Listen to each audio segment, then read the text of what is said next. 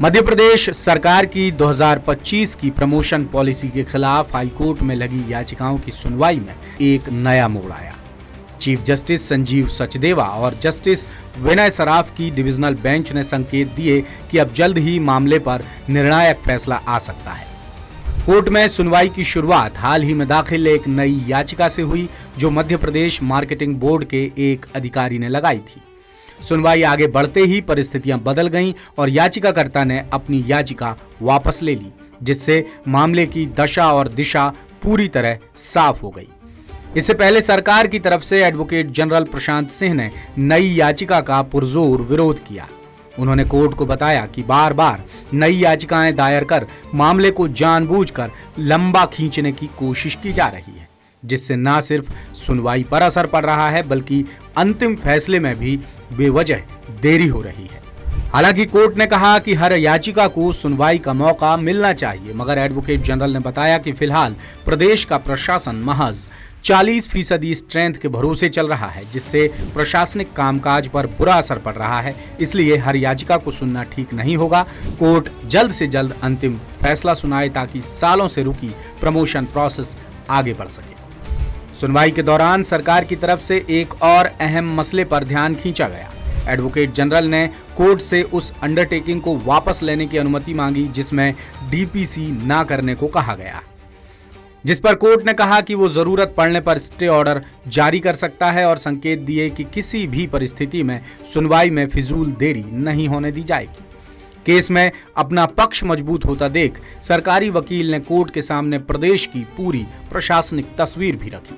Advocate general ने बताया कि मध्य प्रदेश में कुल 54 विभाग और करीब 1500 कैडर हैं, जिनमें क्लास 1 और क्लास 2 के कुल 14,860 मंजूर पदों में से सिर्फ 6,232 पद ही भरे हैं। यानी फिलहाल प्रदेश का प्रशासनिक कामकाज सिर्फ 40% अधिकारी कर्मचारियों के सहारे चल रहा है, जिसका प्रशासन पर बुरा असर पड़ रहा है। इधर नई याचिका पर सुनवाई के दौरान कोर्ट ने याचिकाकर्ता के पुराने रुख पर भी गंभीर सवाल उठाए।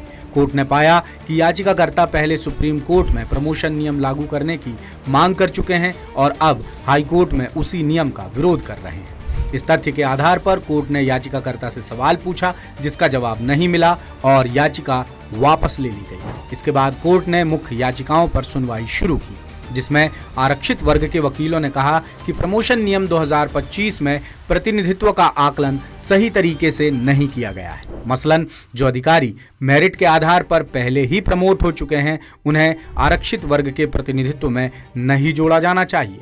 इस दलील पर कोर्ट ने आपत्ति जताई और कहा कि अगर मेरिट से आए अधिकारियों को पूरी तरह अलग कर दिया गया तो प्रमोशन में आरक्षण का मकसद ही खत्म हो जाएगा।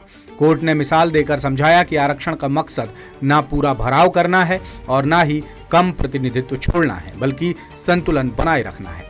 दूसरी तरफ अनारक्षित वर्ग के वकीलों ने कहा कि वो भी इससे सहमत हैं कि मेरिट से आए अधिकारियों को अनारक्षित वर्ग में ना गिना जाए, लेकिन उन्होंने शर्त रखी कि ये भी देखा जाए कि इन अधिकारियों ने अपने करियर में कभी आरक्षण का फायदा लिया है या नहीं, जिसके जवाब में सरकार के पास कोई ठोस डेटा ना होने की बात सामने आई। मगर सरकारी वकील ने कोर्ट को बताया कि 2025 की प्रमोशन पॉलिसी सुप्रीम कोर्ट के एम नागराज और आरबी राय केस के निर्देशों के आधार पर बनाई गई है। एडवोकेट जनरल ने अगली सुनवाई में पुराने नियम निरस्त करने और नए आंकड़े जुटाने का आधार पेश करने की बात भी कही। कोर्ट रूम में क्या बहस हुई, याचिकाकर्ताओं की तरफ से क्या कहा गया, एडवोकेट जनरल ने क्या कहा और सरकार ने क्या पक्ष रखा, ये सुनते हैं याचिकाकर्ताओं के वकील से। सरकार और अजाक्स के वकीलों को थोड़ा समय कोर्ट ने शुरुआत में दिया गया। उसके बाद जो तारीख निर्धारित की गई थी वो सपाक्स और याचिकाकर्ता के जो वकील हैं उनके द्वारा एक रिजॉइंडर में बहस की गई। जो तथ्य सरकार ने उठाए थे और इंटरवीनर्स ने अजाक्स ने उठाए थे उनका क्लैरिफिकेशन दिया गया और उनका जवाब दिया गया। कुछ डिपार्टमेंट की ग्रेडेशन लिस्ट से एग्जाम्पल्स दिए गए जहाँ पे रिवर्स डिस्क्रिमिनेशन हो रहा है और जहाँ पे एक्सेस से ज़्यादा रिजर्व कैटेगरी कैंडिडेट्स हैं।